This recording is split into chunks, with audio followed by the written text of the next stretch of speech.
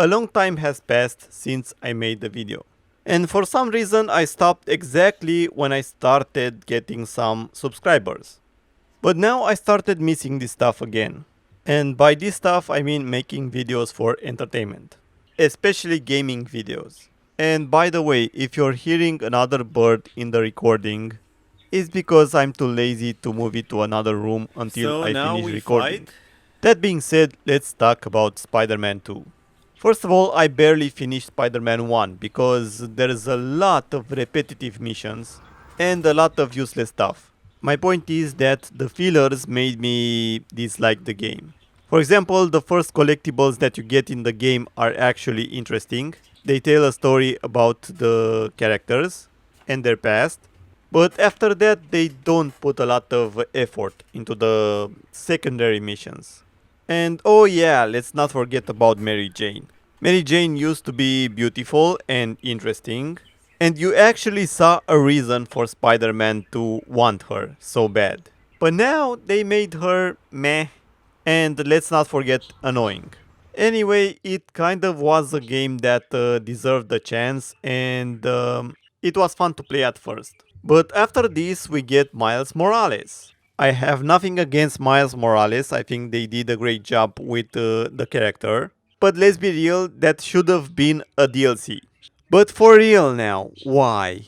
Why did they had to make another character just like Mary Jane? Her name is Finn, and for some reason I didn't find her interesting in any way. And I also didn't finish the game because I got bored after this part. Now let's talk about Spider-Man 2 and the stuff that I didn't see in Spider-Man 1 or Miles Morales. At first I thought that Mary Jane was ugly by mistake. And by that I mean that the artist didn't do a great job. And why is very important that Mary Jane is beautiful and interesting? Because why else would Spider-Man be interested in her? It doesn't matter if you're a man or a woman. Wouldn't you want your partner to be interesting, beautiful, smart? Why would you want somebody that's ugly and annoying? So, a main protagonist, no matter who it is, it will make sense and you will actually want for him or her to try and get a partner that is awesome. I mean, the most beautiful people in the world get the most attention. And I bet you care more about a love story if the characters are beautiful.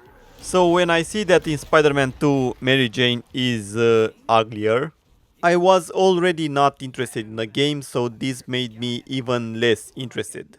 Maybe if the writing was really good and somehow she was interesting, I wouldn't care that much. Okay, let me make you understand another way. What if Mary Jane looked like Tifa? Or at least be interesting like Aerith? Anyway, fine, you don't want me to care about the Mary Jane and Spider-Man relationship, or Peter Parker, whatever. They also insert some boring and uninteresting characters, and they also force Mary Jane and other characters into the gameplay. They do not care if Mary Jane is OP for real? Then why do we even have Spider-Man? Apparently, Mary Jane can take down anybody without superpowers or doing something different or special. She just destroys enemies just like Spider-Man. And all they have to say is that they don't care that she's a little OP. So what do they care about? Clearly they don't care about Spider-Man because they don't focus on him. And they also don't care about Mary Jane because she's not that interesting or beautiful. I mean, they know that people don't like her, but they don't try to make her better. They don't try to improve her in any way. And they even make her worse than in the first part. So I'm pretty sure they only care about their self inserts, about telling their own story, not Spider-Man's story. And let's be real, they are using somebody else's creativity to make something trashy, or I have no idea how to call it. They're just writers that have no creativity. They force their ideology and the message. The message. And the message is that beautiful women don't exist. A powerful woman is somebody that looks like a man and fights like a man and can lift like a man. Men should be sorry for no real reason. We always must agree with whatever they say and we must support whatever they support or what they tell us to support because that's why we play video games to care about the real world. And we always have to buy their game, never criticize their game, and never criticize them or their opinions. Because they are always right no matter what. And if you don't agree with that, you must be a very, very evil person. You know, things like racista, misogynista, transphoba, and whatever other buzzwords they want to use. But how come that Japanese creators and even Korean creators can add diversity to their writing? How come that they can implement people with different sexual orientations and no sane person has an issue with that?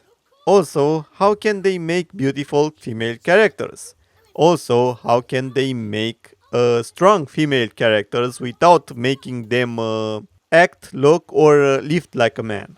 My point is that the gamers are not against diversity. When I first heard that companies want to implement diversity into their products or companies, I was okay with that. I was actually happy. Because why wouldn't I want more women in video games? Why wouldn't I want different people with different ideas and different points of view? The problem is that they don't want that. They just want people to agree with them, to buy their products no matter how bad they are. They don't want to improve and tell a better story if somebody doesn't like it. They want to force you to like it. They also never want to prove that they deserve their position in power. For example, manga creators never tell you that they're a strong and independent woman or what sexual orientation they have. They just want to tell a story. And if they want to implement their ideology or some political views, they at least try to make it part of the story. Or they implement some political views like in Attack on Titan, or One Piece, or even other manga or anime, but they let their fans decide whatever they want. They don't tell you how and what to think. Remember, for example, when we had characters like Barney from How I Met Your Mother, and nobody knew that he was actually gay in real life. And also remember when we had actors like Chris Rock, Morgan Freeman, Eddie Murphy, Denzel Washington, and they weren't presented as black people because they had their own personality. And you wanted to go to the cinema to see them, not because of their race or political views. And we also had strong female characters that didn't need to act like a man. Thelma and Louise, Alien, Kill Bill, Xena, Nikita, Elizabeth, or in video games, Bayonetta, Nier Automata, Resident Evil, Tomb Raider, of course, Mirror's Edge, Hellblade, Parasite Eve, even Fighting Force from PlayStation 1 had two male characters and two female characters. And they even had different fighting styles. They weren't as powerful as the strong guy, but they still did a great job. And this is what made a good implementation of a strong female character in a video game. Because you don't have to make a female character look like a man. Or not look like a man, I mean to fight like a man, to be as strong as a man. You know, body type B, body type A. Why don't they want women to keep their femininity? They assume that femininity is not strong, or they assume that a very feminine woman cannot win against a man. I mean, sure, she cannot win against a strong man using force, but she can use her beauty, her environment, her brain.